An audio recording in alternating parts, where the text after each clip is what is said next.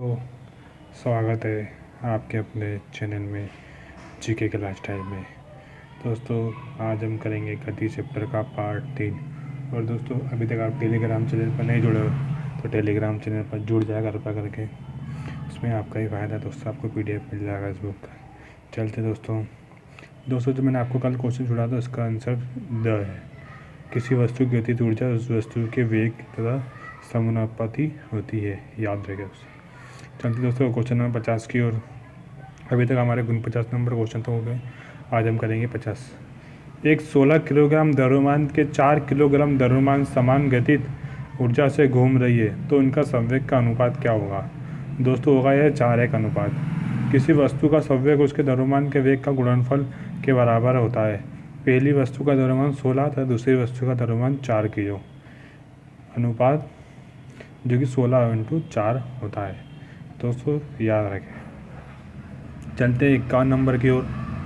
विपरीत दिशा के समान वेग से चलने वाले एक ट्रक और एक कार की टक्कर होती है। ये टक्कर 3 सेकंड तक रहती है। इसमें से डैश संवेग की थोड़ी परिवर्तन दिखाई देगा। कार में, ट्रक में, दोनों में या इनमें से कोई नहीं, तो दिखाई देगा दोनों में। चलते थोड़ी थ्योरी पढ़ लेते हैं। विपरीत दिशा के समान वेग से चलने वाला ट्रक और कार की टक्कर होने पर दोनों की ऊर्जा की हवाई होगी, जिसमें दोनों संवेग का परिवर्तन करेंगे, याद रखें दोस्तों। चलते हैं 253 की ओर, 52 की ओर। पवन चक्की से विद्युत बनाने के लिए हवा की गति को कम करने में कितनी होगी। 25 किलोमीटर प्रति घंटा, 15 किलोमीटर प्रति घंटा, 35 किलोमीटर प्रति घंटा या 45 किलोमीटर प्रति घंटा। ये दोस्तों होगा 15 किलोमीटर प्रति घंटा। जब पवन चक्की घूमती है तो विद्युत उत्पन्न होती है और पवन चक्की के पंखे में काफ़ी बड़े होते हैं, जिससे उनके घूमने के लिए उनके अनुकूल हवा का दाब की आवश्यकता होती है, जो कि अंतिम पैमाने के लिए होता है, याद रखें दोस्तों। चलिए 253 की ओर। एक वस्तु पर किया गया कार्य किस पर निर्भर नहीं करता है। लगाए गए बल पर, विस्थापन पर, बल और विस्थापन के बीच कोण पर या वस्तु की चाल पर। दोस्तों निर्भर नहीं करता वस्तु की चाल पर। हमारे द्वारा किसी वस्तु पर किया गया कार्य उस वस्तु पर लगाए गए बल के तथा विस्थापन के गुणनफल के बराबर होता है। अंत वस्तु की किया गया कार्य उस पर निर्भर नहीं करता है, याद रखें दोस्तों आप। चलते हैं 54 की ओर दोस्तों। गाड़ी, पानी के हवाई जहाज और हवाई जहाज में घर्षण कम करने के लिए क्या किया जाता है। अच्छा आकार दिया जाता है, एक सुविचित आकार दिया जाता है, चाल या बॉल पेयरिंग। ये दोस्तों होता है एक सुविचित आकार दिया जाता है। जब देखा होगा दोस्तों आपने, जब हवाई जहाज़ के आगे उसके कोने पर बनाते हैं कोण जैसा कि हवाई को उसको मिल सके। गाड़ी, पानी, हवाई जहाज़ में घर्षण कम करने के लिए सबसे पहले सुनिश्चित आकार दिया जाता है, याद रखें दोस्तों आप, जो कि चपटा मछली के मुंह की तरह जैसे बनाया जाता है। चलते दोस्तों 55 की ओर। क्वेश्चन 55 क्या कह रहा है।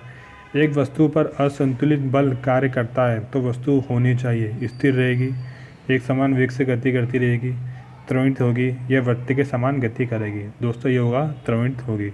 जब किसी वस्तु में असंतुलित बल कार्य करता है तो उस बल का परिणाम दिशा होती है, जिससे वस्तु का असमान वेग अथवा त्वरण परिणाम बल विस्थापन होता गति करता है, याद रखें दोस्तों आप। जानते 256 की ओर। वाहनों में दिए गए ब्रेक हैं क्या है। घर्षण के बिना काम करने वाले, घर्षण के बिना कम करने के लिए, घर्षण को काबू पाने के लिए, दक्षता से कम करने के लिए या घर्षण के कम करने के लिए। ये दोस्तों होंगे घर्षण के बिना काम नहीं कर सकते हैं। दोस्तों याद रखें, वाहनों में दिए गए ब्रेक घर्षण के बिना काम नहीं कर सकते, क्योंकि ये पृष्ठ में चलना संभव नहीं है, याद रखें दोस्तों आप। दोस्तों पढ़ लेना थ्योरी यहाँ पे। चलते हैं। चाल की इकाई है क्या है। मीटर प्रति सेकंड -1, किलोमीटर प्रति सेकंड -2, किलोमीटर प्रति सेकंड -2 या किलोमीटर प्रति सेकंड -2। दोस्तों ये मीटर सेकंड -1। चाल का सूत्र है दूरी बटा समय, चूँकि ये दूरी का ऐसा ही मीटर तथा समय का ऐसा ही सेकंड है। अंत में चाल की इकाई मीटर प्रति सेकंड तो मीटर सेकंड है, याद रखें दोस्तों। चलिए दोस्तों 58 की ओर। क्वेश्चन नंबर 58 क्या कह रहा है। यदि वस्तु पर बाह्य बल कार्य नहीं करता है तो वो अधिक चाल से घूमेगी, अपने आकार को बदल लेगी, टुकड़ों में टूट जाएगी या स्थिर अवस्था में एक समान गति रहेगी। दोस्तों ये टुकड़ों में टूट जाएगी। किसी वस्तु पर वायुमंडलीय जो एक बाह्य बल के रूप में हमेशा कार्य करता है, जिसकी प्रतिक्रिया स्वरूप अतिरिक्त बल के अंदर बाहर का कार्य करता है, जिससे बाहर आंतरिक बल एक दूसरे को संतुलित कर देता है। याद रखिए दोस्तों। आप चलते दोस्तों 59 की ओर। नरम रेत और नुकीले तली के जूतों की तुलना में सपाट तली के जूतों का चलना आसान होता है। दोस्तों याद रखें, पहला है सपाट तली के जूते रेत में नहीं धंसते हैं। दूसरा, सपाट तली के जूते रेत में धंसते हैं। Option number C. नुकीले तली के जूते रेत में धंसते हैं। ऑप्शन नंबर डी, उपरोक्त में से कोई नहीं। दोस्तों ये सपाट तली के जूते रेत में नहीं धंसते हैं। याद रखें दोस्तों। अगर नुकीले होंगे तो आराम से घुस जाएंगे वो तो। नरम रेत के नुकीले जूते की तुलना में सपाट तली के जूते चलना आसान होता है, क्योंकि सपाट तली के जूते रेत में नहीं धंसते हैं। याद रखें दोस्तों। आप चलते दोस्तों 60 की ओर। क्वेश्चन नंबर 60 क्या कह रहा है? तेजी से आती हुई क्रिकेट की बॉल को पकड़ने के लिए खिलाड़ी ने अपने हाथों को पीछे खींचता है। समय बढ़ाने के लिए, समय घटाने के लिए, अधिक बल लगाने के लिए, संवेग परिवर्तन की दर को बढ़ाने के लिए। दोस्तों होता है समय बढ़ाने के लिए। तेजी से आती हुई क्रिकेट की बॉल को पकड़ने के लिए एक खिलाड़ी अपने हाथों को पीछे खींचता है तथा समय बढ़ाने के लिए, क्योंकि वह समय को बढ़ाने के आरोपित बल की मात्रा में कम हो जाती है। याद रखें दोस्तों। चलते दोस्तों क्वेश्चन नंबर 61 की ओर। एक रंग के डिब्बे में ढक्कन को पेचकस द्वारा खोलने पर समय उत्तोलन का आलंब होगा। कहाँ पर होगा? रंग के डिब्बे का ढक्कन, रंग के डिब्बे का रिम, पेचकस का हैंडल या पेचकस की नोक। ये दोस्तों होगा रंग के डिब्बे का रिम। जब एक रंग के डिब्बे का ढक्कन के पेचकस द्वारा खोलते हैं तो उसमें उत्तोलन बल के डिब्बे की रिम होगी, जो कि लीवर भी कहते हैं। याद रखें दोस्तों। आप चलते दोस्तों 62 की ओर। अमृता एक खुली जीप में बैठी है जो कि आरोपित गति से चल रही है। वह ऊपर की ओर हवा में लंबो सीधा एक गेंद को फेंकती है तो गेंद गिरेगी जीप के बाहर, सटीक उसके हाथ में। जीप के पीछे हुए व्यक्ति पर या जीप के सामने बैठे व्यक्ति पर, ये दोस्तों गिरेगी सटीक उसके हाथ में। दोस्तों अगर आप गाड़ी पर बैठा गेंद उछालो तो आपके हाथ में आएगी ना वो। याद रखें दोस्तों। ये भी नंबर ऑप्शन देख लो दोस्तों। चलते दोस्तों क्वेश्चन नंबर 63 की ओर। न्यूटन की गति का द्वितीय सिद्धांत हमें किस का माप देता है? बल का, वेग का, त्वरण का या संवेग का? दोस्तों देता है बल का। न्यूटन का गति का द्वितीय नियम वस्तु पर लगाए गए बल एवं संवेग की दिशा तथा उसमें होने वाले परिवर्तन को बदल लाता है, जो इस प्रकार के किसी वस्तु के संवेग में परिवर्तन की दर पर उस पर आरोपित बल के अनुक्रमानुपाती होता है, जो कि परिवर्तन बल की दिशा में होता है। याद रखें दोस्तों। चलते दोस्तों 64 की ओर। बल जो वस्तु की गति की विरोध करता है वो कहलाता है चुंबकीय बल, पेशी बल, गुरुत्वाकर्षण बल या घर्षण बल। दोस्तों ये कहलाता है गुरुत्वाकर्षण बल। वह बल जो वस्तु की गति की विरोध करता है उसमें गुरुत्वाकर्षण बल कहलाता है, क्योंकि द्रव्यमान गुणित त्वरण होता है। याद रखें दोस्तों। चलते दोस्तों 65 की ओर। स्थिर गति में गतिमान वस्तु के लिए दूरी समय का ग्राफ होगा। वक्र रेखा, सरल रेखा, एक्स अक्ष रेखा के समांतर या वाई अक्ष समांतर रेखा। पुलिस कांस्टेबल याद रखें दोस्तों होगा ये सरल रेखा के ऊपर। दोस्तों ये ग्राफ दिया आप कर लेना सॉल्व।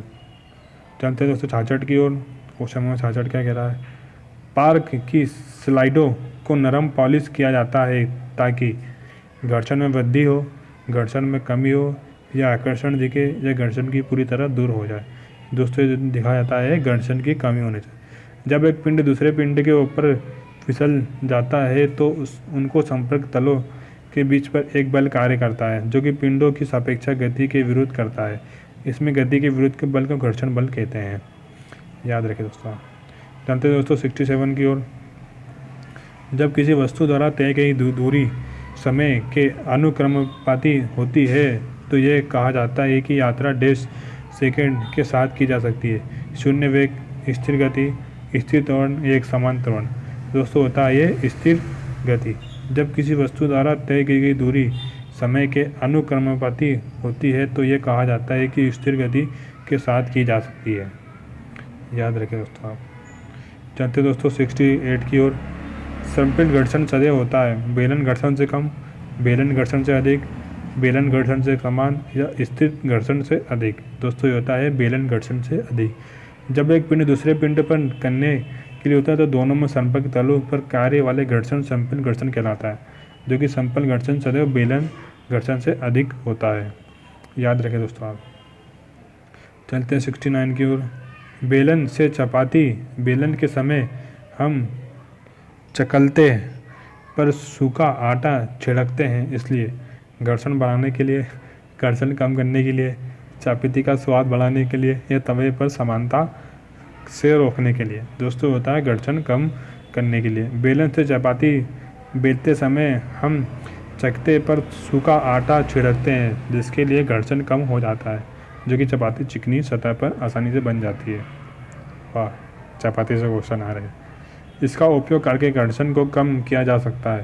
तेल, ग्रीज, पाउडर या उपरोक्त सभी। दोस्तों होता है ये उपरोक्त सभी। जब एक पिंड दूसरे पिंड के ऊपर फिसलता है तो ये फिसलने का प्रयास करता है तो उनके संपर्क में तलों के बीच में एक घर्षण कार्य करता है, जो कि पिंडों की अपेक्षा गति के विरोध करता है। चलते दोस्तों 71 की ओर।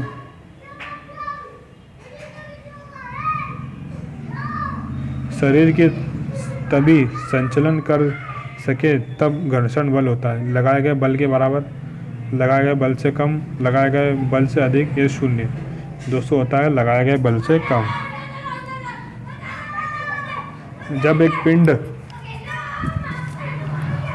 पिंड दूसरे पिंड को फिसला जाता है तो वो उनके संपर्क में तलों के बीच में बल कार्य करता है, जो कि पिंड की सापेक्ष गति के विरुद्ध करता है। दोस्तों याद रखें। चलते दोस्तों 72 की ओर। क्वेश्चन है 72 क्या कह रहा है हमारा। गति की मूलभूत इकाई है kilometre, minute, metre second, minute metre, ये किलोमीटर हावर। दोस्तों ये मीटर पर सेकंड। याद रखें।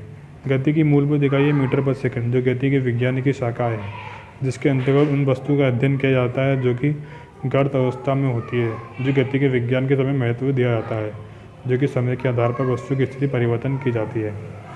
याद रखें। दोस्तों ये हमारा लास्ट क्वेश्चन था। दोस्तों वीडियो पसंद है तो वीडियो को लाइक कर दें, चैनल को सब्सक्राइब कर दें। दोस्तों हम मिलते हैं दोस्तों नेक्स्ट वीडियो में। जय हिंद, जय भारत, वंदे मातरम।